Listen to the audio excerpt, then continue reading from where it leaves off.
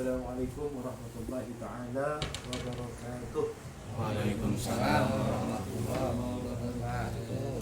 Alhamdulillah, salatu wassalamu ala asrafil anbiya wal mursalin ala sayyidina Muhammadin wa ala alihi wa sahbihi ajma'in. Subhanaka la ilma lana illa ma 'allamtana innaka antal alimul hakim.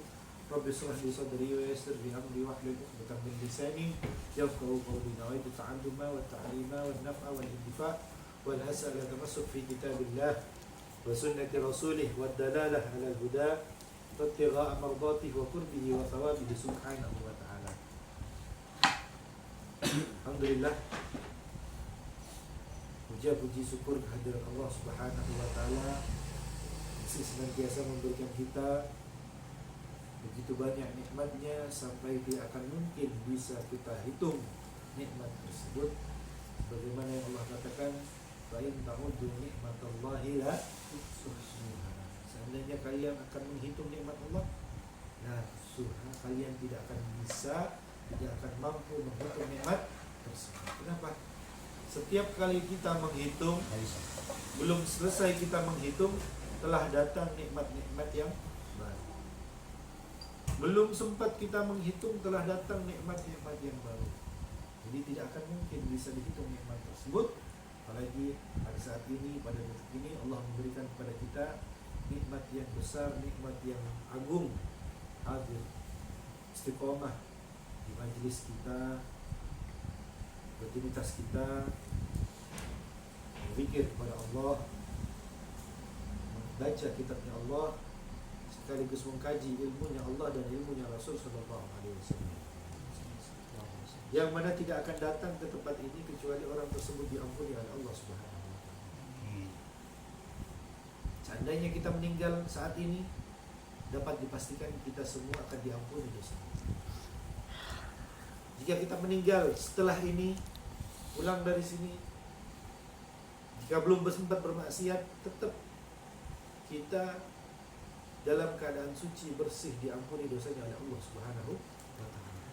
Hanya beruntung orang yang meninggal dalam keadaan majelis, beruntung orang yang meninggal dalam keadaan belajar, beruntung orang yang meninggal dalam keadaan berzikir kepada Allah Subhanahu wa taala. Apapun niatnya datang ke sini, mau niatnya mau nyari suara, mau niatnya ingin dapat makanan, ingin dapat rezeki, ingin dapat uang, atau mau berdagang di sini, apapun niatnya, tetap mereka semua adalah orang-orang yang diampuni dosanya oleh Allah Subhanahu wa taala. Sebagaimana yang disebutkan dalam hadis Nabi Muhammad sallallahu alaihi wasallam, kala para malaikatnya protes terhadap orang yang datang ke suatu majelis tapi niatnya tidak ikhlas, niatnya ingin mendapatkan dunia. Datang ke suatu majelis bukan memang ahli majelis tersebut, tapi dia cuma numpang lewat, kemudian dia mampir sebentar duduk di majelis tersebut. Maka dijawab,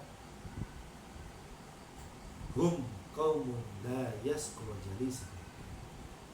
Mereka itu adalah suatu kaum yang tidak akan celaka orang yang duduk bersama mereka.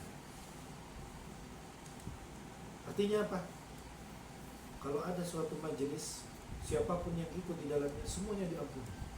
Meskipun niatnya nggak baik, diampuni semua di sana. Kenapa? Karena berkat orang-orang yang hadir tersebut, mereka adalah orang-orang yang senantiasa berzikir kepada Allah. Mereka adalah orang-orang yang senantiasa mengingat Allah, dan berkat mereka lah siapapun yang datang akan diampuni dosa-dosanya. Mudah-mudahan dosa kita semua diampuni oleh Allah Subhanahu wa taala. Amin.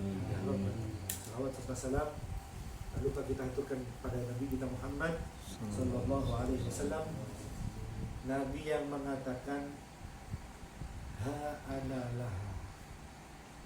Bagaimana yang tadi kita lenturkan qasidahnya, ha ana laha. Apa maksudnya?